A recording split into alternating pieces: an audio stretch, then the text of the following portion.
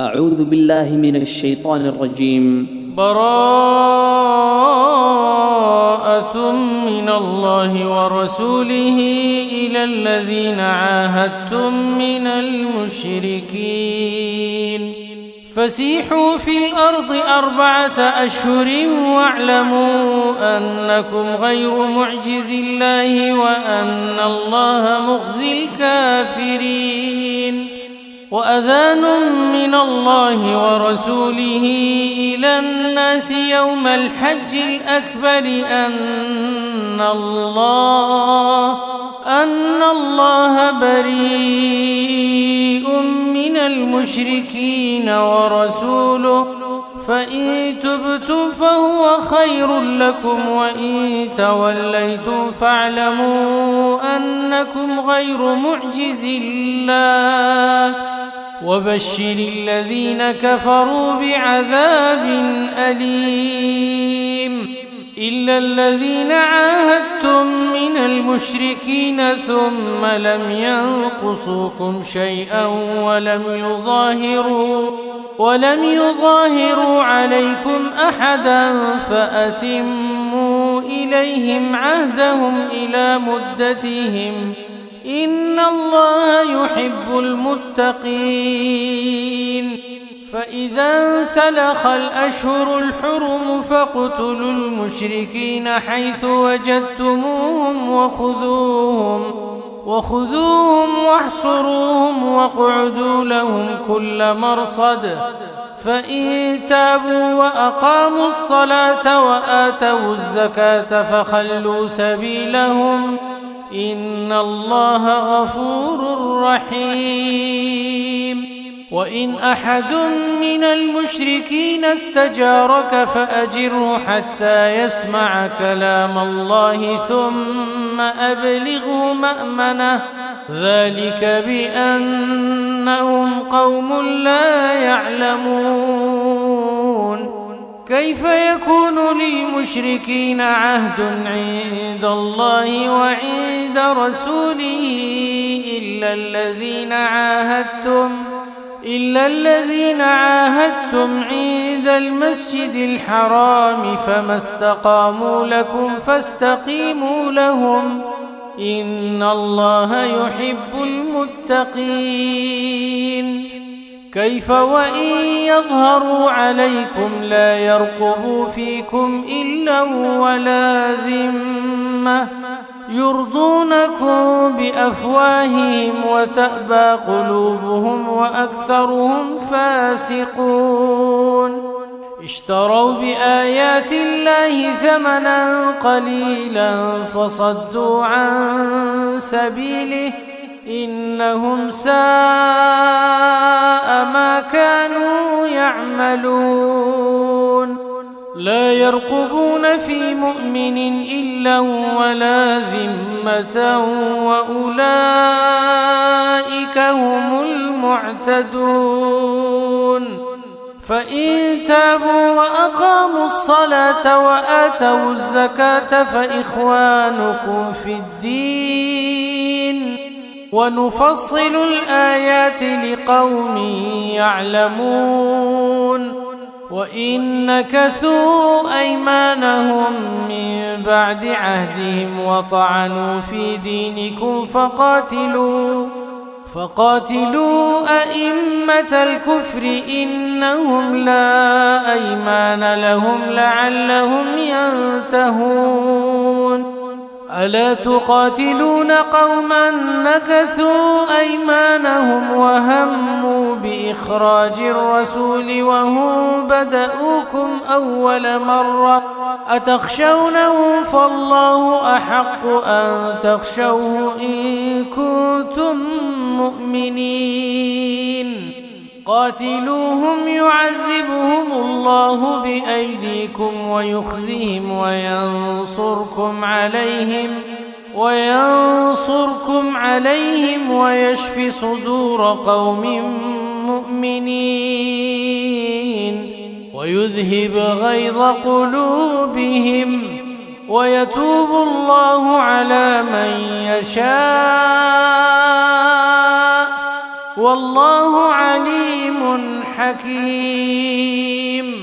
أم حسبتم أن تتركوا ولما يعلم الله الذين جاهدوا منكم ولم يتخذوا من دون الله ولا رسوله ولا المؤمنين وليجة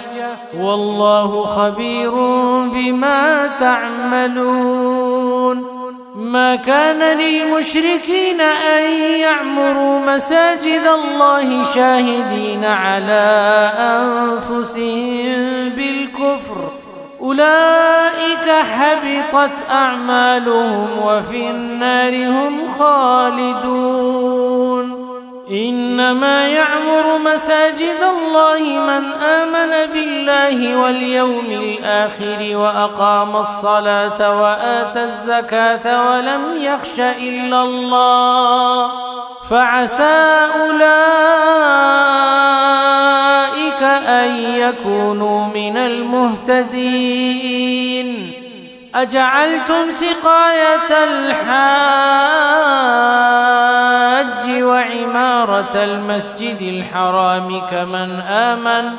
كمن آمن بالله واليوم الآخر وجاهد في سبيل الله لا يستوون عند الله والله لا يهدي القوم الظالمين. الذين آمنوا وهاجروا وجاهدوا في سبيل الله بأموالهم وأنفسهم أعظم درجة عند الله وأولئك هم الفائزون. يبشرهم ربهم برحمة منه ورضوان وجنات لهم فيها نعيم مقيم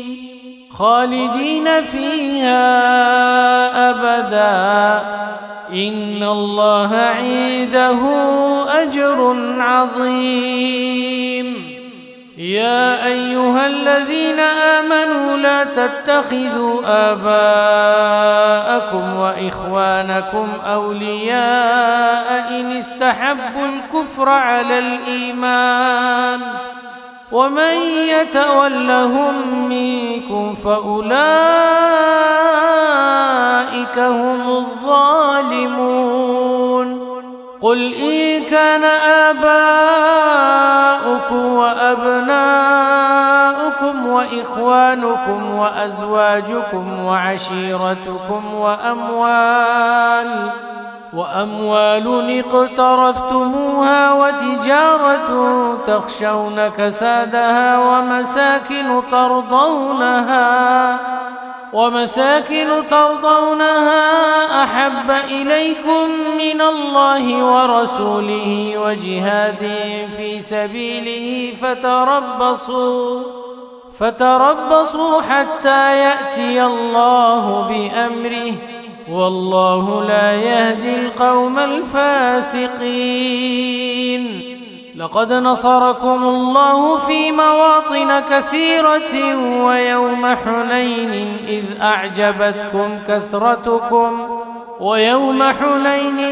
أعجبتكم كثرتكم فلم تغن عنكم شيئا وضاقت عليكم الأرض بما رحبت ثم وليتم مدبرين. ثم أنزل الله سكينته على رسوله وعلى المؤمنين وأنزل جنودا لم تروها وعذب الذين كفروا وذلك جزاء الكافرين. ثم يتوب الله من بعد ذلك على من يشاء والله غفور رحيم. يا أيها الذين آمنوا إنما المشركون نجس فلا يقربوا المسجد الحرام فلا يقربوا المسجد الحرام بعد عامهم هذا وإن خفتم عيلة فسوف يغنيكم الله من فضله إن شاء إن الله عليم حكيم قاتلوا الذين لا يؤمنون بالله ولا باليوم الآخر ولا يحرمون ما حرم الله ورسوله ولا يدينون دين الحق من الذين أوتوا الكتاب حتى يعطوا الجزية عن يد وهم صاغرون وقالت اليهود عزير ابن الله وقالت النصارى المسيح ابن الله ذلك قولهم بأفواههم يضاهئون قول الذين كفروا من قبل قاتلهم الله أنى يؤفكون اتخذوا أحبارهم ورهبانهم أربابا من دون الله والمسيح ابن مريم وما أمروا إلا ليعبدوا إلها واحدا لا إله إلا هو سبحانه عما يشركون يريدون أن يطفئوا نور الله بأفواههم ويأبى الله إلا أن يتم نوره ولو كره الكافرون هو الذي أرسل رسوله بالهدى ودين الحق ليظهره على الدين كله ولو كره المشركون يا أيها الذين آمنوا إن كثيرا من الأحبار والرهبان ليأكلون أموال الناس بالباطل ويصدون عن سبيل الله والذين يكنزون الذهب والفضة ولا ينفقونها في سبيل الله فبشرهم بعذاب أليم يوم يحمى عليها في نار جهنم فتكوى بها جباههم وجنوبهم وظهورهم هذا ما كنزتم لأنفسكم فذوقوا ما كنتم تكنزون إن عدة الشهور عند الله 12 شهرا في كتاب الله يوم خلق السماوات والأرض منها 4 حرم ذلك الدين القيم فلا تظلموا فيهن أنفسكم وقاتلوا المشركين كافة كما يقاتلونكم كافة واعلموا أن الله مع المتقين إنما النسيء زيادة في الكفر يضل به الذين كفروا يحلونه عاما ويحرمونه عاما ليواطئوا عدة ما حرم الله فيحلوا ما حرم الله زين لهم سوء أعمالهم والله لا يهدي القوم الكافرين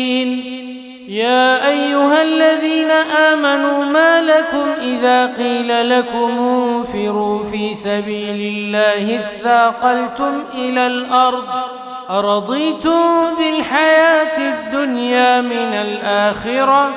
فما متاع الحياة الدنيا في الآخرة إلا قليل إلا تنفروا يعذبكم عذابا أليما ويستبدل قوما غيركم ولا تضروه شيئا والله على كل شيء قدير. إلا تنصروا فقد نصره الله إذ أخرجه الذين كفروا ثاني اثنين إذ هما في الغار إذ يقول لصاحبه لا تحزن إن الله معنا فأنزل الله سكينته عليه وأيده بجنود لم تروها وجعل كلمة الذين كفروا السفلى وكلمة الله هي العليا والله عزيز حكيم. انفروا خفافا وثقالا وجاهدوا بأموالكم وأنفسكم في سبيل الله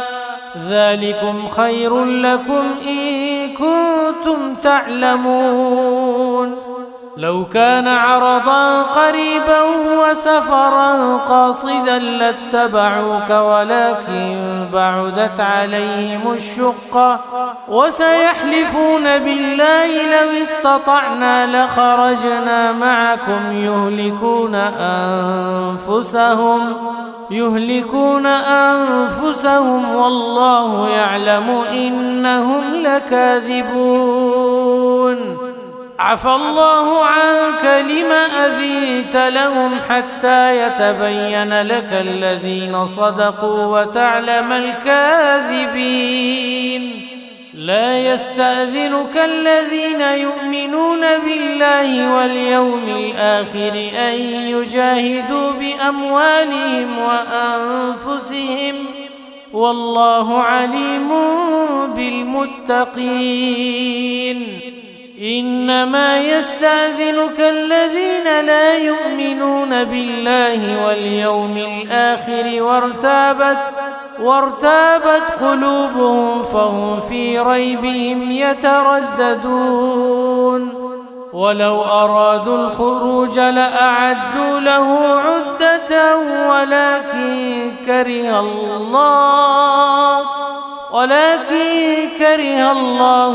بعاثهم فثبطهم وقيل اقعدوا مع القاعدين. لو خرجوا فيكم ما زادوكم إلا خبالا ولأوضعوا خلالكم يبغونكم الفتنة وفيكم سماعون لهم والله عليم بالظالمين. لقد ابتغوا الفتنة من قبل وقلبوا لك الأمور حتى جاء الحق وظهر أمر الله وهم كارهون. ومنهم من يقول ائذن لي ولا تفتني ألا في الفتنة سقطوا وإن جهنم لمحيطة بالكافرين. إن تصبك حسنة تسؤهم وإن تصبك مصيبة يقولوا قد أخذنا أمرنا من قبل ويتولوا وهم فرحون. قل لن يصيبنا إلا ما كتب الله لنا هو مولانا وعلى الله فليتوكل المؤمنون. قل هل تربصون بنا إلا إحدى الحسنيين ونحن نتربص بكم أن يصيبكم الله بعذاب من عنده أو بأيدينا فتربصوا إنا معكم متربصون. قل أنفقوا طوعا أو كرها لن يتقبل منكم إنكم كنتم قوما فاسقين. وما منعهم أن تقبل منهم نفقاتهم إلا أنهم كفروا بالله وبرسوله ولا يأتون الصلاة إلا وهم كسالى ولا ينفقون إلا وهم كارهون فلا تعجبك أموالهم ولا أولادهم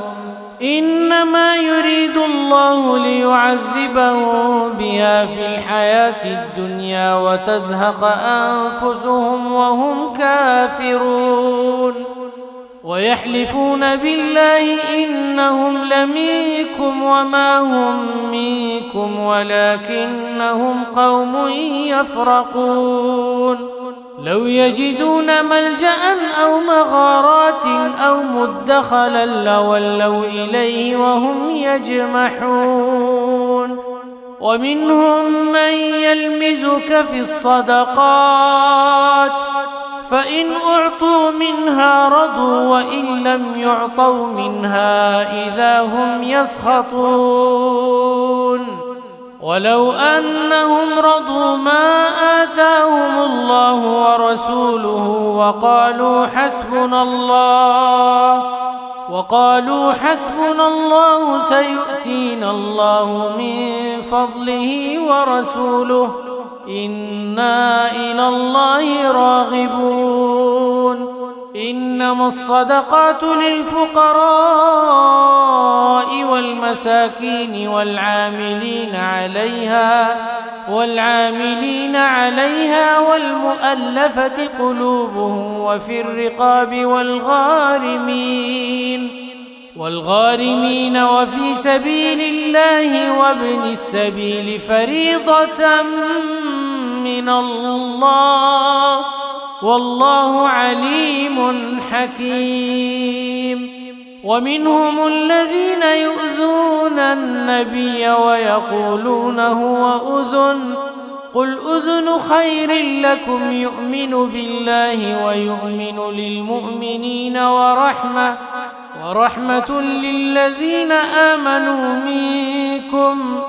والذين يؤذون رسول الله لهم عذاب أليم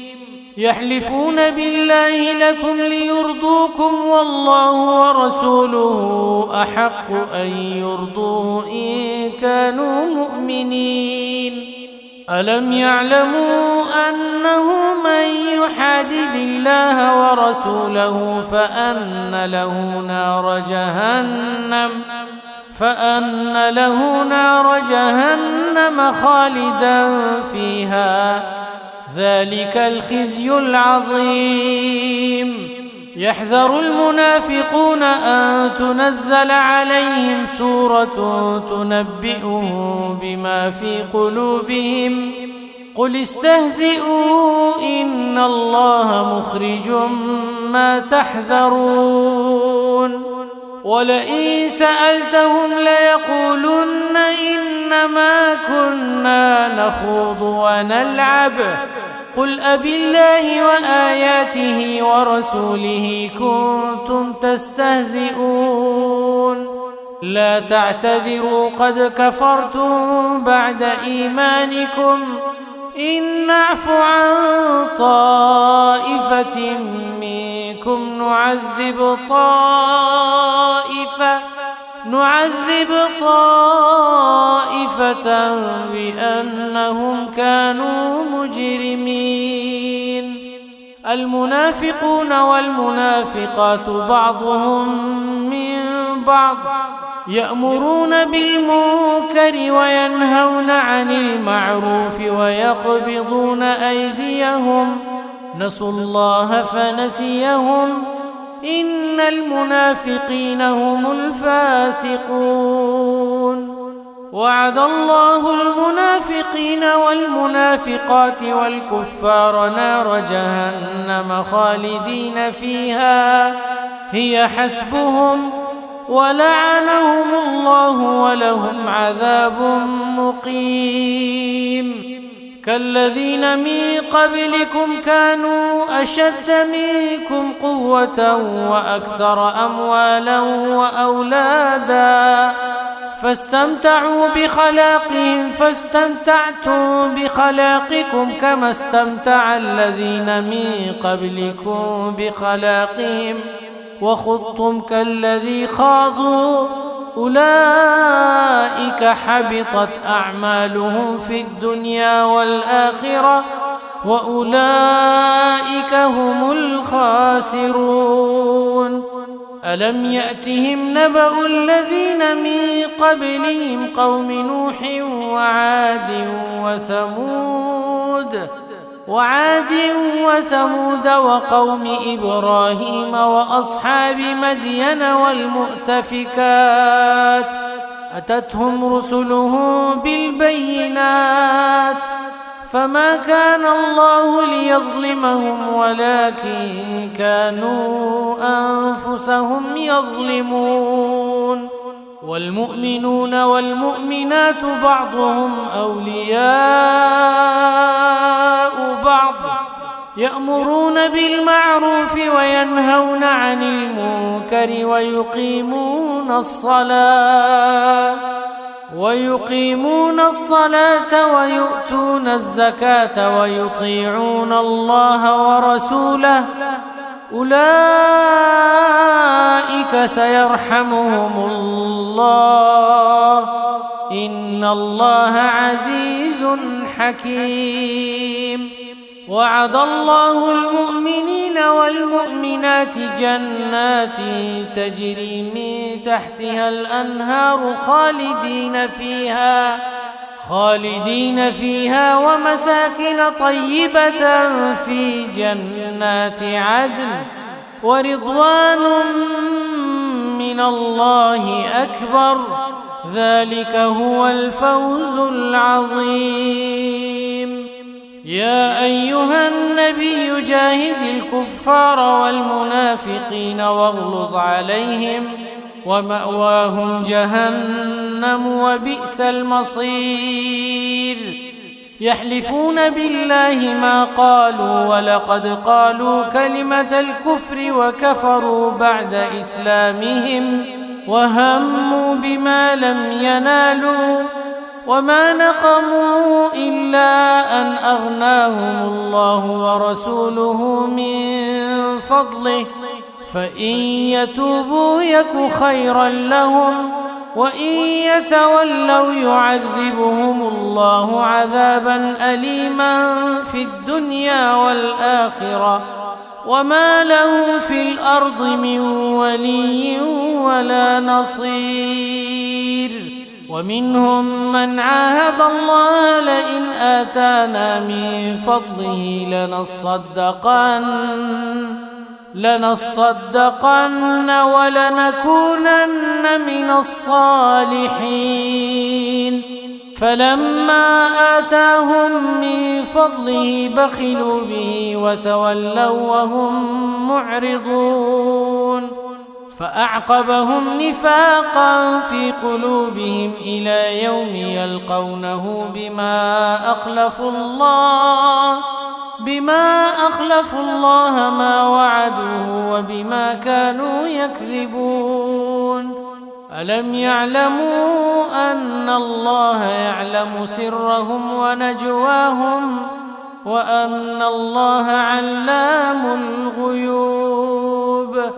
الذين يلمزون المطوعين من المؤمنين في الصدقات والذين لا يجدون إلا جهدهم فيسخرون منهم سخر الله منهم ولهم عذاب أليم. استغفر لهم أو لا تستغفر لهم إن تستغفر لهم 70 مرة فلن يغفر الله لهم ذلك بأنهم كفروا بالله ورسوله والله لا يهدي القوم الفاسقين. فرح المخلفون بمقعدهم خلاف رسول الله وكرهوا أن يجاهدوا بأموالهم وأنفسهم في سبيل الله وقالوا لا تنفروا في الحر قل نار جهنم أشد حرا لو كانوا يفقهون فليضحكوا قليلا وليبكوا كثيرا جزاء بما كانوا يكسبون فإن رجعك الله إلى طائفة منهم فاستأذنوك للخروج فقل لن تخرجوا معي أبدا ولن تقاتلوا معي عدوا إنكم رضيتم بالقعود أول مرة فاقعدوا مع الخالفين ولا تصل على أحد منهم مات أبدا ولا تقم على قبره إنهم كفروا بالله ورسوله وماتوا وهم فاسقون ولا تعجبك أموالهم وأولادهم إنما يريد الله أن يعذبهم بها في الدنيا وتزهق أنفسهم وهم كافرون وإذا أنزلت سورة أن آمنوا بالله وجاهدوا مع رسوله استأذنك أولو الطول منهم وقالوا ذرنا نكن مع القاعدين رضوا بأن يكونوا مع الخوالف وطبع على قلوبهم فهم لا يفقهون لكن الرسول والذين آمنوا معه جاهدوا بأموالهم وأنفسهم وأولئك لهم الخيرات وأولئك هم المفلحون أعد الله لهم جنات تجري من تحتها الأنهار خالدين فيها ذلك الفوز العظيم وجاء المعذرون من الأعراب ليؤذن لهم وقعد الذين كذبوا الله ورسوله سيصيب الذين كفروا منهم عذاب أليم ليس على الضعفاء ولا على المرضى ولا على الذين لا يجدون ما ينفقون حرج إذا نصحوا لله ورسوله ما على المحسنين من سبيل والله غفور رحيم ولا على الذين إذا ما أتوك لتحملهم قلت لا أجد ما أحملكم عليه تولوا وأعينهم تفيض من الدمع حزنا ألا يجدوا ما ينفقون إنما السبيل على الذين يستأذنونك وهم أغنياء رضوا بأن يكونوا مع الخوالف وطبع الله على قلوبهم فهم لا يعلمون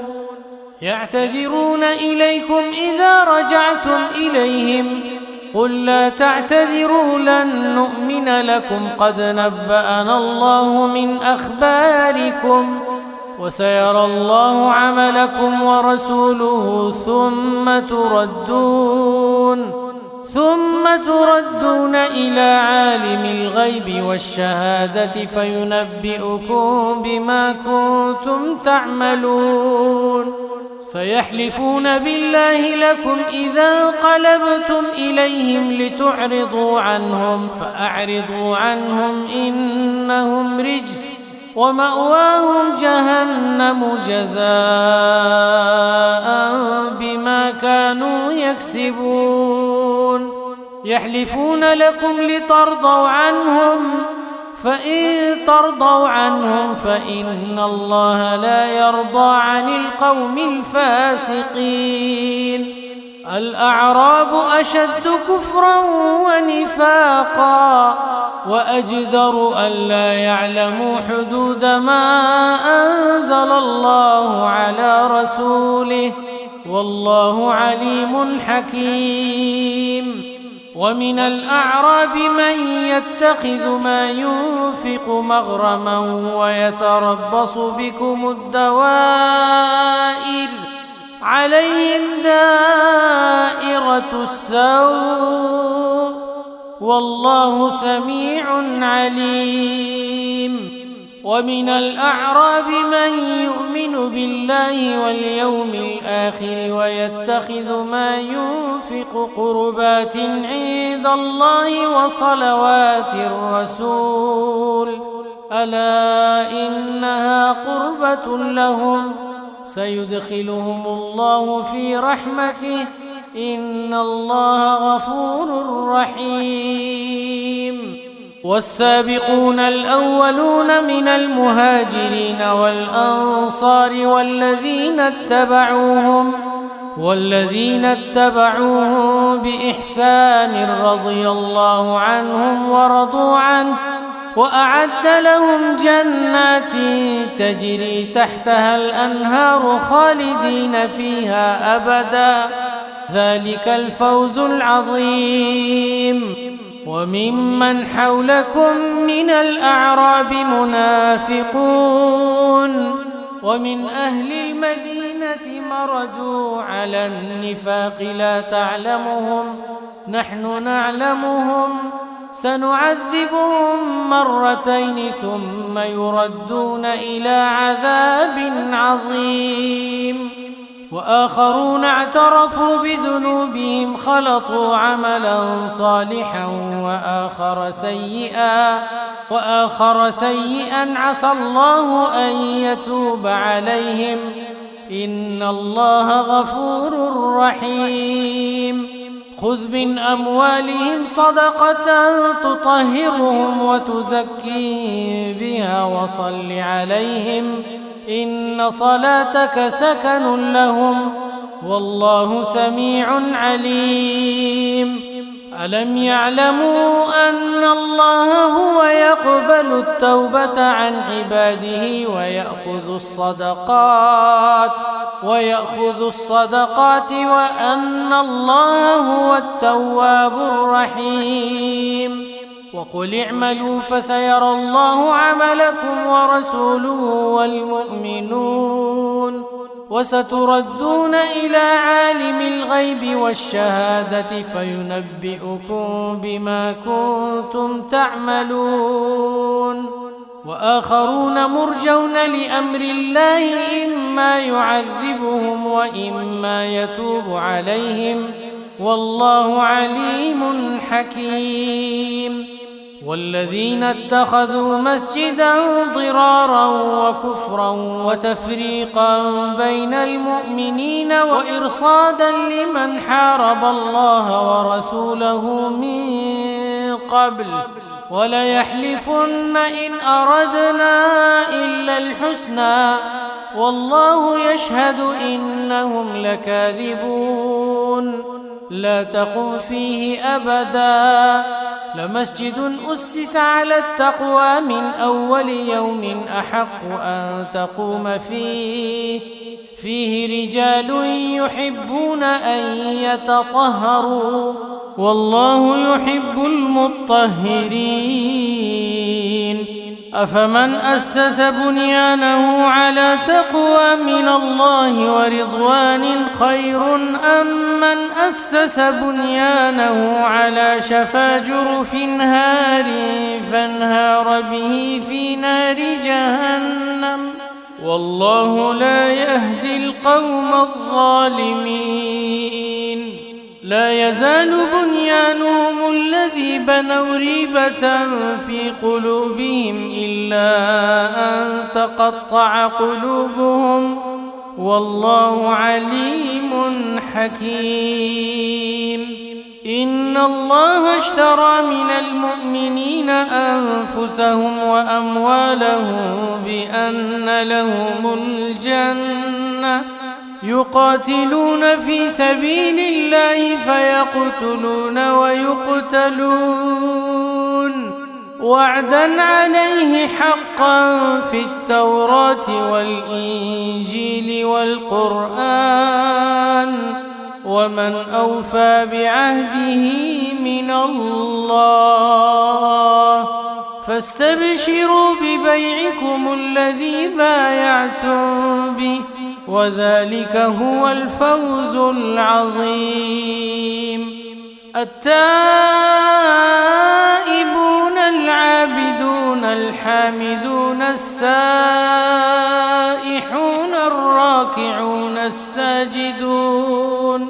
الساجدون الآمرون بالمعروف والناهون عن المنكر والحافظون لحدود الله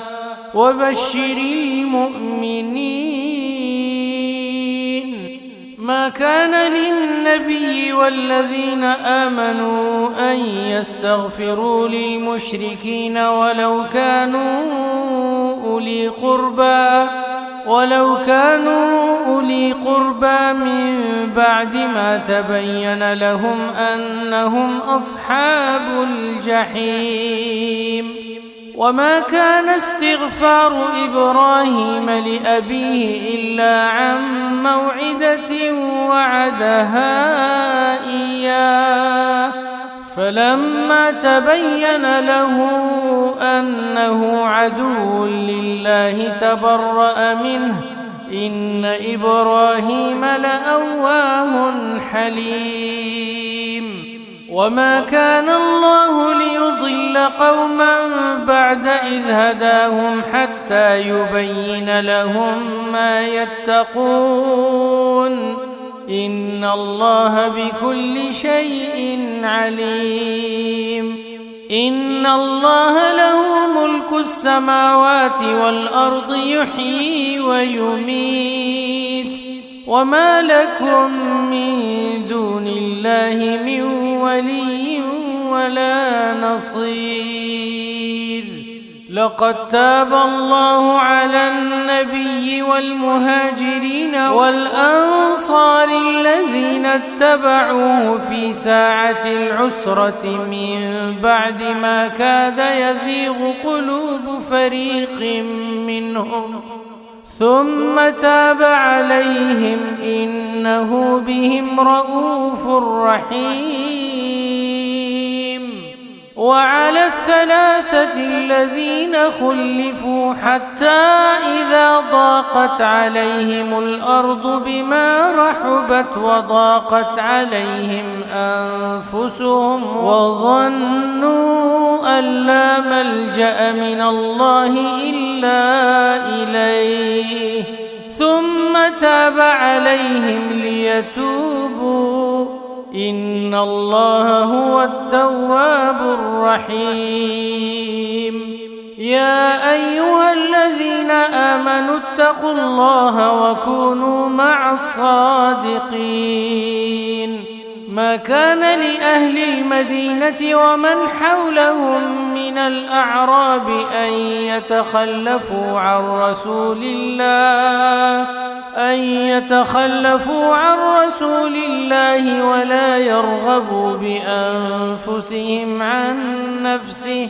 ذلك بأنهم لا يصيبهم ظمأ ولا نصب ولا مخمصة في سبيل الله ولا يطؤون موطئا يغيظ الكفار ولا ينالون من عدو نيلا إلا كتب لهم به عمل صالح إن الله لا يضيع أجر المحسنين. ولا ينفقون نفقة صغيرة ولا كبيرة ولا يقطعون واديا إلا كتب لهم ليجزيهم الله أحسن ما كانوا يعملون. وما كان المؤمنون لينفروا كافة فلولا نفر من كل كل فرقة منهم طائفة ليتفقهوا في الدين ولينذروا قومهم إذا رجعوا إليهم لعلهم يحذرون يا أيها الذين آمنوا قاتلوا الذين يلونكم من الكفار وليجدوا فيكم غلظة واعلموا أن الله مع المتقين وإذا ما أنزلت سورة فمنهم من يقول أيكم زادته هذه إيمانا فأما الذين آمنوا فزادتهم إيمانا وهم يستبشرون وأما الذين في قلوبهم مرض فزادتهم رجسا إلى رجسهم وماتوا وهم كافرون أولا يرون أنهم يفتنون في كل عام مرة أو مرتين ثم لا يتوبون ولا هم يذكرون وإذا ما أنزلت سورة نظر بعضهم إلى بعض هل يراكم من أحد ثم انصرفوا صرف الله قلوبهم بأنهم قوم لا يفقهون لقد جاءكم رسول من أنفسكم عزيز عليه ما عنتم حريص عليكم بالمؤمنين رؤوف رحيم فإن تولوا فقل حسبي الله لا إله إلا هو عليه توكلت وهو رب العرش العظيم